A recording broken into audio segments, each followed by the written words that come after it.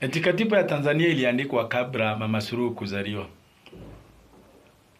Na Tundu Lissu alisema ya kwamba it is time to reform it. Yaani ni muda umefika wa kuliandika upya, maana zimepita generation kadhaa. Walioiandika washakufa.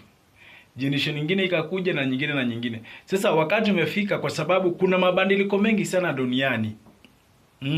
Watu wamesoma, teknolojia imefika. Na hivi basi tukaweze kufanya nini? Kureform ama kuliandika upya ama kurekebisha vipengele fulani vya katiba.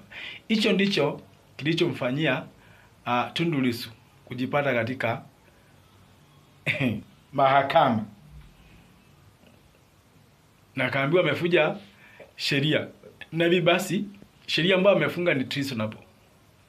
Yaani anafaa kutiwa anafaa kunyongwa, anafaa nyongwe kwa sababu ya kusema tunavaa kureform ile katiba. Maana ni mzee sana. Yaani imezeeka sana. Sasa Watanzania wanaoleta ubishi kwenye online, si mshukuru wa Kenya kwa sababu wa Kenya ndio wanapush agenda. Nyinyi hata ni kama hujasoma katiba yenu, niko sure hakuna Mtanzania kijana barabara ambaye ameweza kuisoma ile katiba, kwa sababu wao wanaamini vile viongozi wanasema. Kazi yao ni kufuata viongozi. Lakini sasa kwa nini mteseke na nafasi hiyo ya kuleta mabadiliko?